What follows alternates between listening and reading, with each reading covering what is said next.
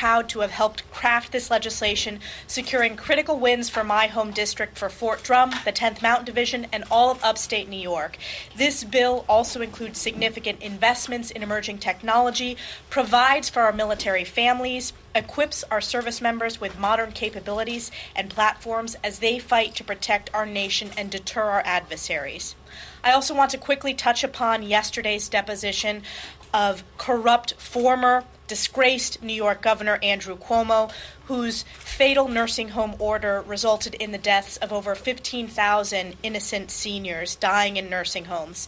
This was a long overdue step for those families who are still mourning the loss of their loved ones in New York State. We will continue to fight to deliver justice and accountability and answers for those families who are still grieving. Thank you to Chairman Brad Wenstrup of the Select Committee for making yesterday possible. With that, I'm honored to be joined by my colleagues today, and I want to turn it over to Mark Alford, who will be talking about the National Defense Bill. Mark Alford from Missouri. Thank you, Madam Chairwoman, and thank you, Mr. Speaker, and all my colleagues up here. Hey, this is a good day in America, and I'm so honored to be on the Armed Services Committee. Folks, we are at a critical time in our nation's history. Our military plays a vital role in shaping the future of American freedom, safety, and security, while also ensuring that a Western rules-based order remains the foundation to a stable world. This year, we have focused on three major components in the National Defense Authorization Act, the NDAA: enhancing U.S. deterrence, countering China's aggression, and improving the quality of life for our service members. China's aggression is the greatest national security threat to America today. To deter China and other adversaries, we're investing in key platforms like the B-21 Stealth Raider, which is being built right now in Palmdale, California, and will eventually be housed, one of the three bases, at Whiteman Air Force Base in the 4th Congressional District of Missouri, which I represent. This NDAA strengthens our military assets in the Indo-Pacific by increasing shielding capacity and boost pay and benefits for child care staff, expand access to medical care for service members. The foundation of this year's NDAA is the quality of life for those who serve. And I'm so glad to be a part of the quality of life panel that General Don Bacon chaired under the direction of Chairman Rogers for the Armed Services Committee. This is so important to our committee. This is a bipartisan bill to improve the quality of life for those who are willing to serve and possibly die for our great nation. Now is the time to come together to pass the FY25 NDAA and strengthen America's defense, deter our adversaries, and support the brave men and women who defend our freedom. I'd like to bring up the chair of the Judiciary Committee now, Chair Jim Jordan. Thank you, Mark. Last September, the Speaker of the House announced that the House of Representatives would be entering an impeachment inquiry phase of our oversight work. On December 13th, the full House of Representatives voted to do just that, to formalize that. This is a power that is exclusively resides in the House of Representatives, and one of the most important powers that we have as an institution and as a body. Robert Hur, on page 1 of his special counsel report, said Joe Biden knowingly kept classified information, Joe Biden knowingly disclosed classified information, and he disclosed that information to someone who wasn't allowed to get it. Page 231, he told us why Joe Biden did those things. He said Joe Biden had strong motivations for ignoring classified procedures because he was writing a book for which he got paid $8 million. So we have motive, an $8 million motive. We have the elements of the crime: knowingly keeping, knowingly disclosing, giving that information to someone who wasn't allowed to get it. We have all that, and yet the special counsel said he would not recommend charges for President Biden. We think we're entitled to, we know we're entitled to all the evidence, and that includes the best evidence, which is this audio tape. That's why we sent the subpoena. The Attorney General is being clear he's not going to give that information to us. So that's why we have the contempt resolution. We assume this is going to wind up in court, but we think our case is strong and we think that we will prevail. But step one is to pass the resolution holding the Attorney General in contempt for not giving the House of Representatives, the body who's in an impeachment inquiry phase of our oversight responsibilities, not giving us the best evidence. Finally, I would just say this: we think the privilege has already been waived. We think when they gave us the transcript, they waived the privilege. and understand that there have already been times where the transcript that we've received from the White House doesn't match up with what was actually said by the President of the United States. And so, again, for all those reasons, we think we need this information, and that's why the resolution will be on the floor today. And I'll let the next gentleman talk about the vote on that, and that's our good whip, Tom Emmer. Thank you, Jim. So the question that should be asked is, what are they hiding and why? These are fundamental questions behind House Republicans' resolution this week to hold Attorney General Merrick Garland in contempt of Congress for refusing to comply with our lawfully issued subpoenas. To set the scene, Attorney General Garland handpicked Special Counsel Robert Hur and Jack Smith to oversee the investigations into Joe Biden and Donald Trump's handling of classified documents. Hur concluded that although President Biden, quote, willfully retained and disclosed classified materials as a private citizen, close quote, criminal charges were not warranted because Biden is an, quote, elderly man with a poor memory. In stark contrast, former President Donald Trump was hit with a 37-count indictment from Special Counsel Smith alleging that he willfully retained classified documents after leaving office. Second, the White House has a history. Second, in accordance with our legislative oversight authority of special counsels and impeachment inquiry into President Biden, House Republicans on the Judiciary and Oversight Committee subpoenaed Attorney General Garland for records including transcripts, notes, video, and audio files related to Special Counsel Robert Hur's investigation in order to assess his conclusions. And while the Justice Department handed over the transcript of Biden's interview with Hur, they've denied and refused to hand over the corresponding audio recordings. This is a problem for a couple of reasons. First, transcripts do not and cannot capture things like tone, inflection, pace, and pauses that fully convey a person's message. The audio recordings are necessary to adequately evaluate Special Counsel Hur's assessment about President Biden's memory and to determine whether the DOJ is engaging in a two-tiered application of justice by refusing to indict Joe Biden. Second, the White House has a history of editing official transcripts to cover up Biden's gaffes. If the interview audio matches the transcript, why not release it? Why not comply with our subpoenas? Is Biden's Department of Justice covering their boss? These are all imperative questions that our committees will get to the bottom of, and this week's contempt resolution is a vital step in that effort. I encourage all of my colleagues to vote yes on this important issue, and with that, I turn it over to our leader, Steve Scalise. Thank you, Whip. We have another busy week on the floor, and of course it starts with the contempt of Merrick Garland. And then my colleagues have talked about this is something that we have been trying to get the facts out for months and months. Merrick Garland knows what the rules are. He issues subpoenas himself, and he doesn't let the person that he's issuing the subpoena to decide whether or not they want to comply. And yet that's what he said. He said he just doesn't think that this is something that he has to comply with.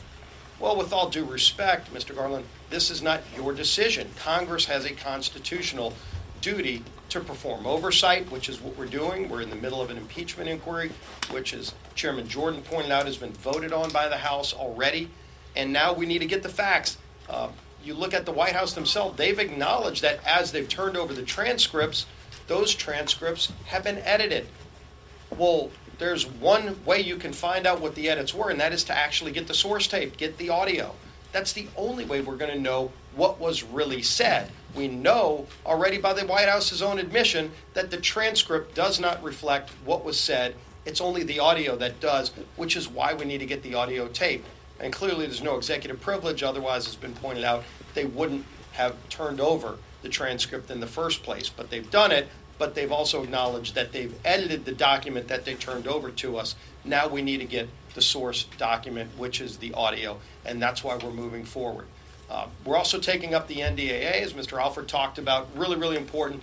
that we send a message to our men and women in uniform that we're going to give them all the tools necessary, not only to keep our country safe, but to make sure that they and their families have the things that they need so they don't have to be on food stamps, for example, to increase their base pay for the entry level men and women in uniform in all the branches of the military, to make sure that we're focused properly on China and the threats that are posed all around the world.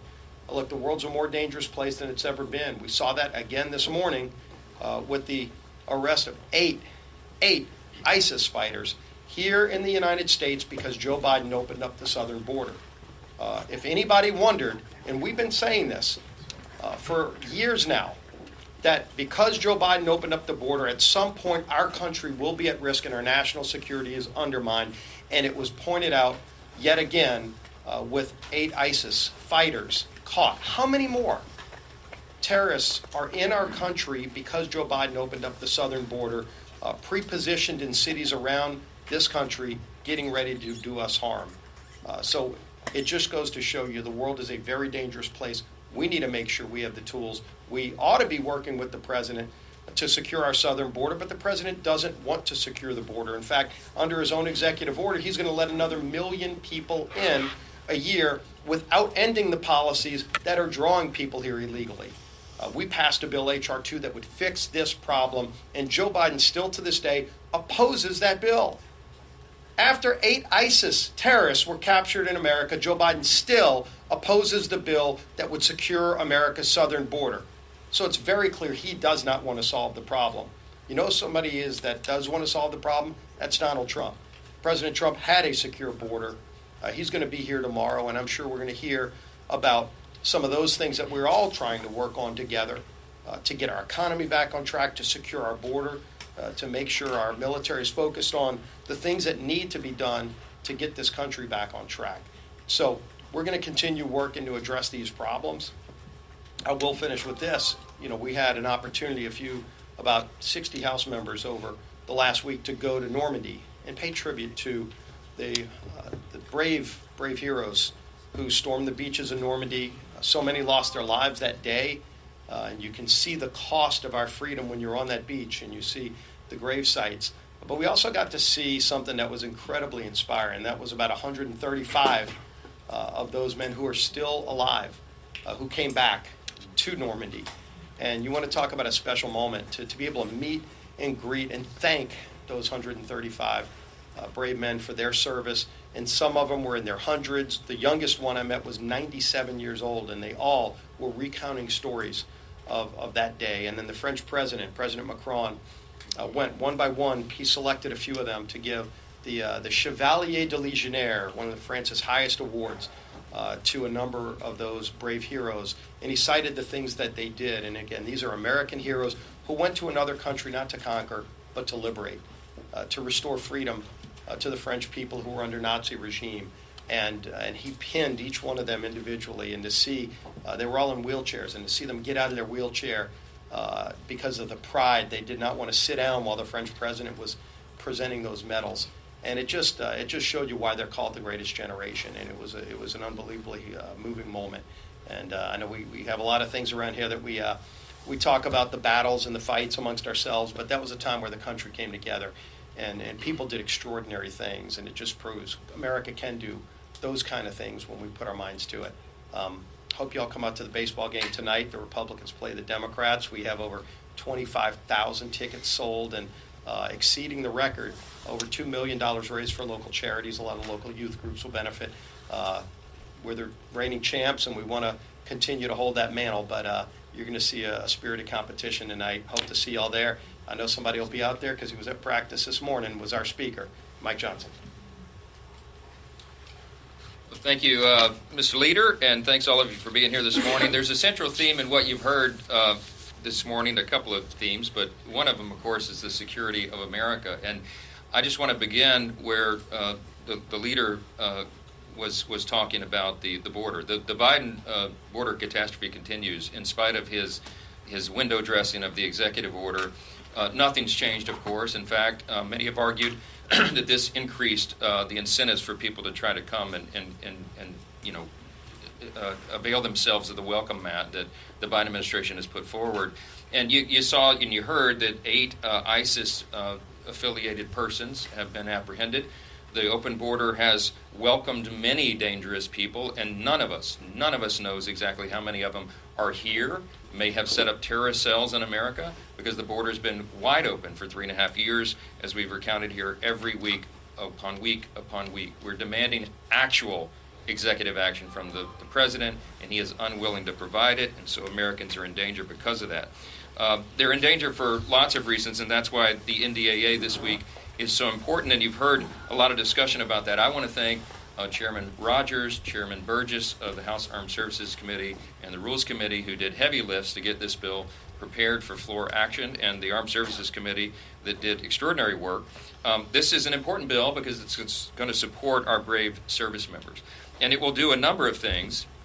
It will ensure that our men and women in uniform can enjoy a high quality of life, as you've heard recounted here.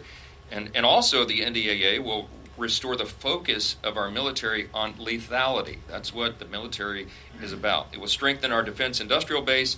It will deploy innovative wartime technologies for the 21st century and support the National Guard to intercept drugs and illegal aliens at the border.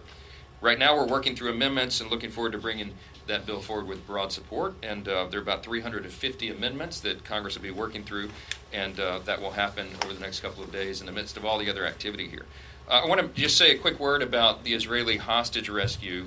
We've not had a press conference since that occurred, and the D.C. protests that go right along with that. Over the weekend, members of the IDF showed heroism and tact and bravery, and they rescued 4 Israelis who are being held hostage in Gaza, as we all know.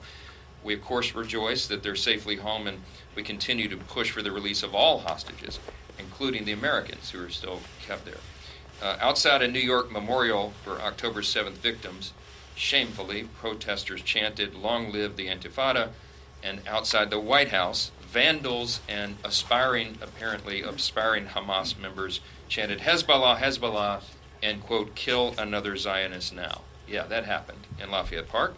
Plain and simple, it's dangerous behavior, and it's disgusting that the Metro PD didn't arrest anyone on Sunday.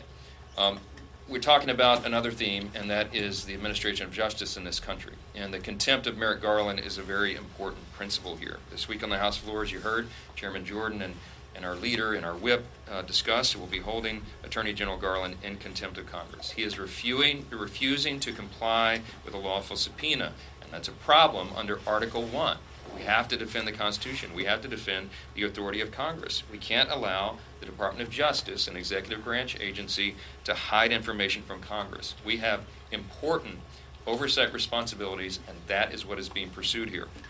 As you heard Chairman Jordan say, we have oversight of special counsels as well, and we have a right to know if Robert Hur's recommendation against prosecuting President Biden was warranted. And the best evidence, as Chairman Jordan said, was the audio recordings, because they provide critical insight in what that transcript itself cannot provide. We have to know if the transcript is accurate. And as a former litigator, I can tell you, and many of us know intuitively, that when you have a printed transcript that someone transcribed, you don't know with 100% certainty whether it actually lines up with the audio recording, and that's why this is so important. The Attorney General doesn't get to decide whether he hides the tape, and that's what will be determined here. I do want to, there's a couple of things else that we wanted to talk about this morning, but I'll save it for questions. I can anticipate what some of them will be. I do want to say, though, on a brighter note, at the baseball field this morning, Republicans and Democrats out there in a great spirit. The weather's beautiful. Tonight will be a great game. You should come out. $2 million, in excess of $2 million will be raised for charity. And it's something that unites everybody, at least for one night of the year. So we certainly encourage you to come out. It'll be about, by some estimates, about 27,000 people that watch that game tonight. So it'll be a lot of fun. With that, we'll yield to some questions. Program. 2 quick questions for you. Thank you. First question, how confident are you that this vote to hold Garland in contempt will pass? And also, some Republicans are pushing for legislation that would allow current and former presidents to move a state case to federal courts. Do you believe that legislation is necessary? Would you put that on the floor for a vote? Yeah, we're working through with members bringing that to the floor. I'll address them in reverse order. I think it's an important principle. Currently, that is the rule for members of Congress. If you're sued, you can transfer it to federal court. It seems to make a lot of sense. Again, we're trying to preserve the integrity of the justice system, and we've seen some of these local and state prosecutors abuse that system. We've talked about it here many times. I won't recount all of it again, but I think that's an idea that makes sense. It makes sense to most Republicans, and I think almost everyone will be in favor of that, and that's what we're talking about and trying to move some of this forward. To address the two-tiered system of justice in this country, as we've talked about, we basically have a three-pronged approach. We're, of course, aggressively pursuing the oversight responsibility that we have. We've talked about this morning. We are looking at other legislation, and of course we have the appropriations.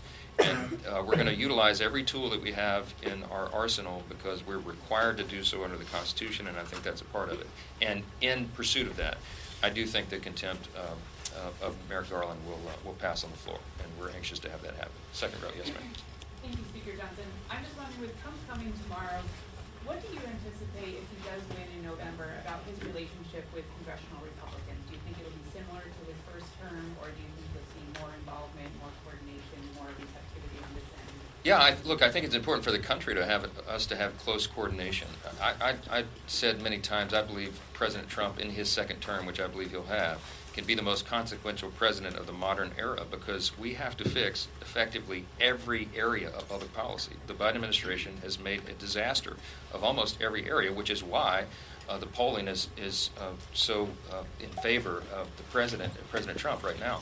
And I think when he comes in, we've got to have a very aggressive first 100 days agenda. The first year will be important. I think we cannot waste a moment because there's so many things to do. So in light of that, we're having discussions with he and his team now and amongst ourselves to plan accordingly. You don't put the cart before the horse, but you do have to be prepared to lead, and we're going to be prepared. And I can't wait for that eventuality to come forward. If you look at the latest polling, everyone, almost everyone now is projecting that the Republicans will retake the Senate, that we will grow the House majority, and that we'll have the White House as well. And when you have unified government like that, it comes with great responsibility, and we look forward to those days and fixing lots and lots of things. So, yeah, coordination is important. Third row, yes, sir. I think Chip Roy, Bob Good, a couple other conservatives have raised the idea of passing a CR ahead of funding deadlines in October. Have you discussed that possibility with the President? Where do you stand on that possibility?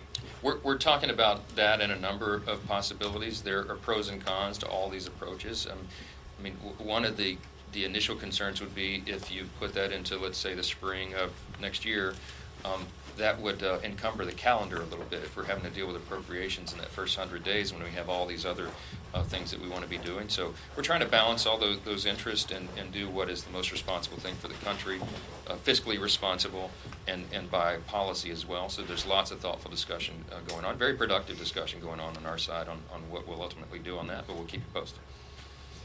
Yes, sir. Third row. Thanks, Mr. Speaker.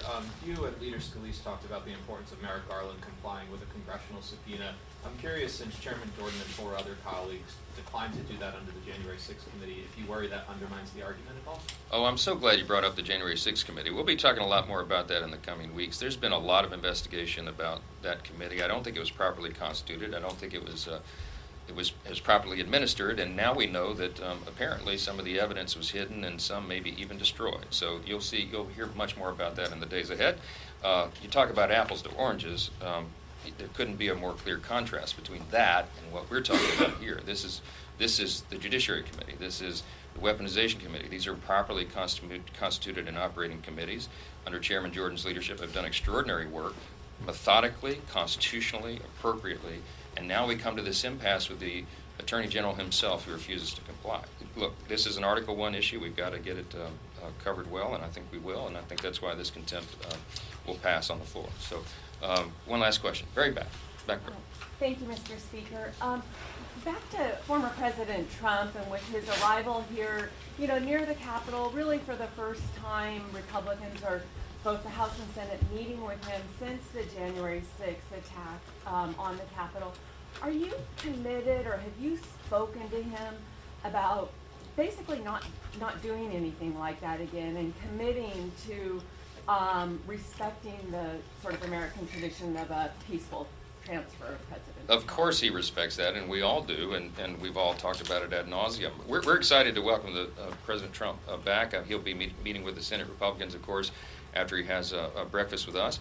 And there's high anticipation here and great excitement.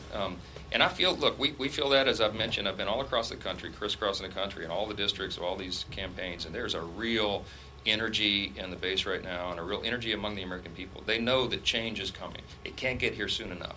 November cannot get here soon enough. But we're anxious to talk about that and I guess bounce around ideas with the president tomorrow. Looking forward to welcoming him right after the congressional baseball game. It's a big week here and lots of good feeling. So with that, we'll leave you all. Thanks so much for being here.